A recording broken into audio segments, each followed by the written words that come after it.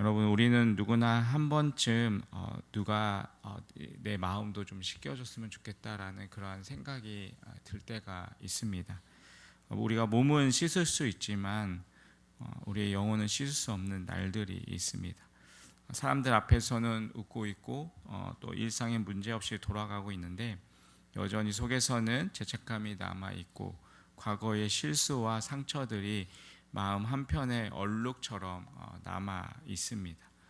그래서 시간이 지나면 좀 괜찮아질 줄 알았는데 지나간 말 한마디, 또 풀지 못한 관계 하나, 또 하나님 앞에 끝내 회개하지 못한 어둠 하나가 가끔 우리의 마음을 조용히 짓누르기도 합니다. 그래서 기도하려고 해도 입이 떨어지지 않고 예배 자리에 앉아 있어도 마음이 식은 느낌이 들 때가 있습니다. 그러면서 나는 여전히 하나님 앞에 설 수 있는 사람인가라는 이러한 생각이 들 때 우리에게 필요한 것은 더 나은 환경이나 어떤 위로의 말이 아니라 하나님의 정결케 하심입니다. 깨끗게 씻어주시는 하나님의 은혜입니다. 오늘 본문은 이렇게 시작하고 있습니다. 그날에 죄와 더러움을 씻는 셈이 다윗의 족속과 예루살렘 주민을 위하여 열리리라. 여러분, 이것은 하나님께서 진짜로 또 실제로 또 역사 속에서 죄인을 위한 셈을 열어주신다라는 선언입니다. 예수님께서 흘린 그 예수 그리스도의 피가 바로 그 셈입니다. 여러분, 우리 안에 죄와 상처와 수치가 아무리 깊어도 하나님은 그것을 덮어두지 않으시고 그것을 씻으십니다. 오늘 그 셈이 우리 앞에 열려 있습니다. 그리고 하나님은 우리를 부르고 계십니다. 그 셈에 나오라, 내가 너를 정결하게 하겠다. 여러분, 이 새벽 우리의 마음에 남아있는 더러움은 무엇입니까? 그 씻김이 필요한 죄와 아픔은 무엇입니까? 지금 이 자리에서 주님 앞에 나아가시기 바랍니다. 왜냐하면 하나님은 정결하게 하시는 하나님이시기 때문입니다. 여러분, 그 하나님 앞에 나와 우리 모두 정결함을 받고 그 깨끗함으로 살아가는 그런 우리의 삶이 되시기를 간절히 주님의 이름으로 축원드리겠습니다. 그렇다면 오늘 말씀을 통해서 하나님이 주시는 은혜는 무엇일까요? 첫 번째로 하나님은 죄를 씻는 셈을 여십니다. 오늘 본문에 다시 보면 그날의 다윗의 집과 예루살렘 주민을 위하여 죄와 더러움을 씻는 셈이 열리리라 라고 1절을 통해서 말씀하고 있습니다. 이 한 절은 죄 가운데 살아가는 우리 모두에게 주시는 복음의 핵심입니다. 하나님은 죄인들을 정죄하기 위해서 기다리시는 분이 아니라 죄인들을 정결케 하시기 위해서 셈을 열어서 기다리고 계시는 분이십니다. 셈이라는 표현은 아주 깊은 위로를 줍니다. 셈은 고갈되지 않는 물줄기입니다. 즉 하나님께서 여신 이 은혜의 셈은 단지 한 번의 용서를 위한 것이 아니라 끝없이 흐르는 지속적인 은혜입니다. 반복적으로 죄를 짓는 인간을 향한 끊임없는 용서를 의미합니다. 구약에서 정결함은 번제나 속죄로 제한되지만 이 셈은 제사 없이도 흐릅니다. 이미 예수 그리스도의 십자가로 완성된 은혜이기 때문입니다. 요한복음 19장에서 예수님의 옆구리를 찌르자 피와 물이 흘러나옵니다. 이 장면은 바로 이 스가랴의 예언과 정확히 맞닿아 있습니다. 그리스도의 피는 죄값을 치르고 그리스도의 물은 우리의 더러움을 씻습니다. 그리고 이 셈은 누구를 위한 것입니까? 본문에 보면 다윗의 집과 예루살렘 주민입니다. 즉 공동체 전체를 위한 것입니다. 왕과 지도자뿐만 아니라 보잘것없는 백성 하나하나까지도 정결하게 하시는 하나님의 그 마음이 담겨져 있습니다. 오늘날로 말하자면 목회자든지 성도이든지 오래 믿는 자든지 각 믿는 자들이든지 이 예배 자리 앞에 앉아있든지 또한 뒤에 앉아있든지 모든 사람을 위한 셈이 지금도 열려 있다라는 것입니다. 그러므로 이 새벽 우리가 해야 할 일은 단 하나입니다. 바로 그 셈에 나아가는 것입니다. 죄를 숨기지 말고 드러내며 부끄러워 도망치지 말고 온전히 주님 앞에 나오는 것입니다. 어떠한 죄도, 그 어떤 더러움도 하나님의 샘은 씻어낼 수 있습니다. 혹시 오늘 내 마음에 여전히 씻지 않는 죄의 얼룩이 있다면, 혹은 반복되는 실패에 지쳐서 이제는 안 될 거야 하고 체념하고 있다면, 그 마음을 가지고 주님 앞에 다시 나오시기 바랍니다. 하나님의 샘은 고갈되지 않고 여전히 우리를 위해 흐르고 있습니다. 그 샘 앞에 무릎 꿇고 나오는 여러분 한 사람 한 사람이 다시 정결함을 입고 은혜로 살아가는 그러한 복된 삶이 되시기를 주님의 이름으로 간절히 축원드리겠습니다. 두 번째로, 하나님은 거짓된 우상과 거짓된 말을 제거하십니다. 오늘 본문의 2절에 보면 하나님께서 이렇게 선언하십니다.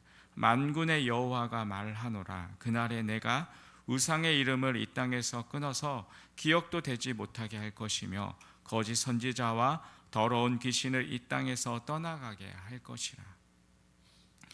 하나님은 회복의 날, 정결의 샘을 여시는 날에 단지 우리의 죄를 씻으시는 데에서 멈추지 않으십니다. 우리 안에 뿌리 박혀 있는 우상들을 완전히 제거하십니다. 이것은 우리의 삶의 죄의 근원, 반복되는 죄의 뿌리를 뽑아서 나으시는 은혜의 과정입니다. 우상이란 단지 돌과 나무로 만든 형상만을 뜻하지 않습니다. 오늘 이 시대의 우상은 좀 더 교묘하고 더 교양 있게 위장되어 있습니다. 돈, 명예, 인정, 또 성공, 또 자녀, 심지어는 사역조차도 하나님보다 앞서면 그것이 우상이 됩니다. 하나님은 우리의 신앙을 뿌리부터 새롭게 하시기를 원하십니다. 죄를 씻어 주신 이후 더 이상 이전과 같은 죄의 구조로 돌아가지 못하도록 하시기 위해서 그 우상들을 아예 기억되지 못하게 하신다라는 것입니다. 또한 하나님은 거짓 선지자들을 제거하십니다. 3절에 보면 심지어 부모가 자식에게 너는 여호와의 이름으로 거짓을 말하였으니 살지 못하리라 할 정도로 거짓된 예언과 말들에 대해서 철저히 단절하는 회복의 시대가 선언이 됩니다. 왜 그럴까요? 거짓은 사람을 미혹하게 하고 결국 우상 숭배로 이끌기 때문입니다. 거짓은 우리를 잠시 위로하는 듯하지만 결국 하나님의 뜻에서 멀어지게 만듭니다. 4절 이하에 표현되는 선지자는 더 이상 털옷을 입고 스스로를 감추지 못합니다.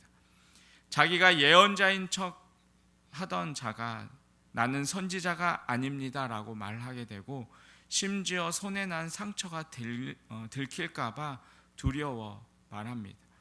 여기서 상처는 아마도 이 거짓 예언자들이 우상을 섬기면서 자기 몸에 났던 그러한 해했던 흔적이었을 것입니다.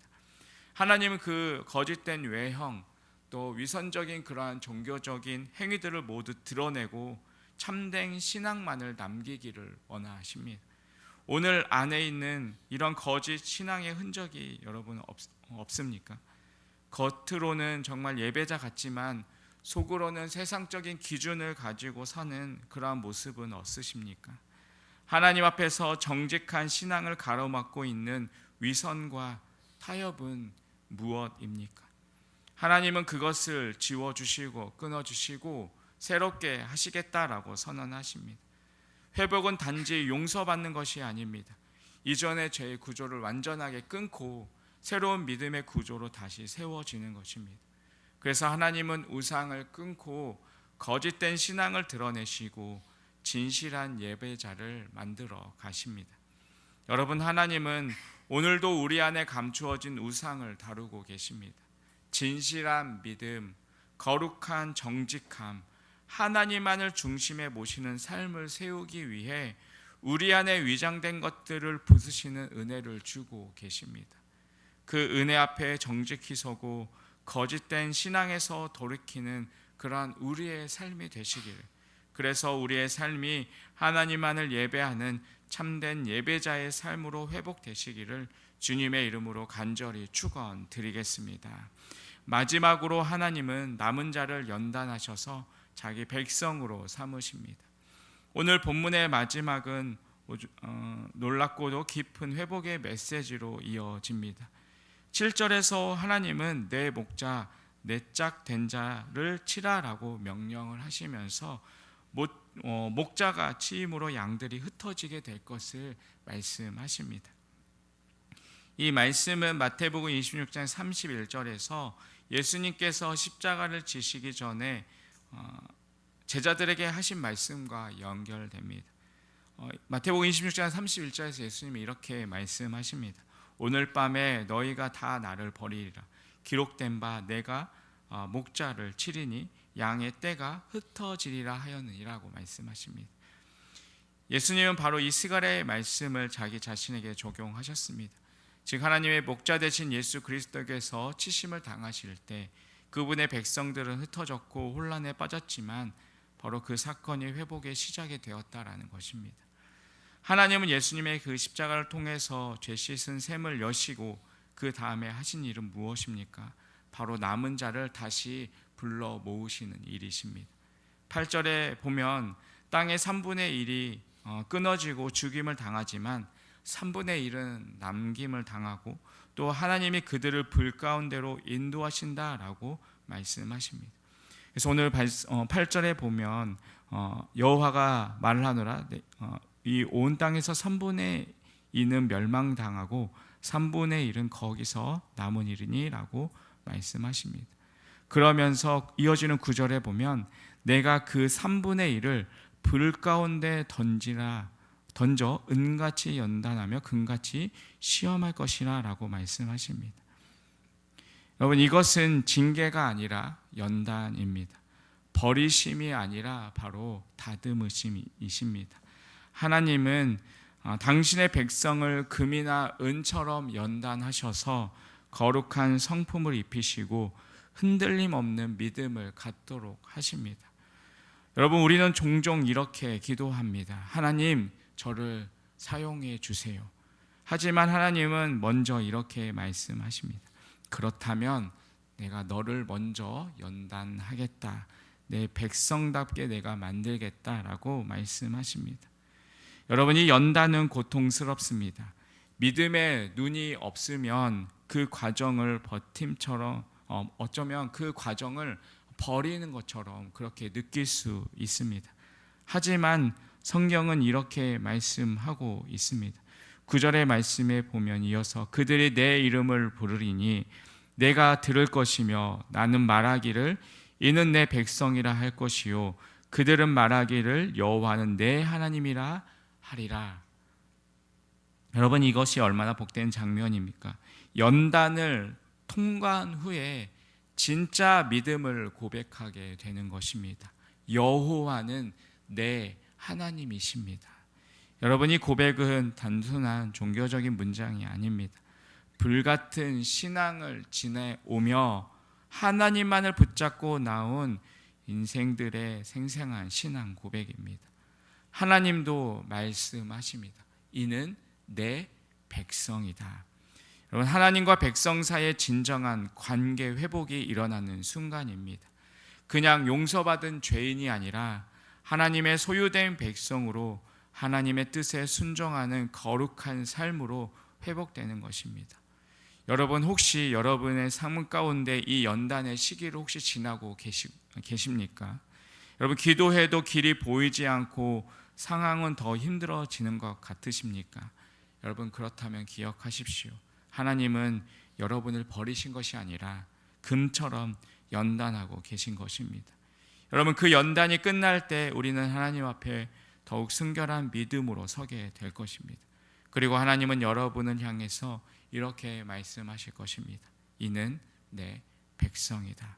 여러분 그 복된 음성을 듣기까지 이 연단의 시간 속에서도 하나님을 붙드시는 그런 우리 모두가 되시기를 주님의 이름으로 간절히 축원드리겠습니다.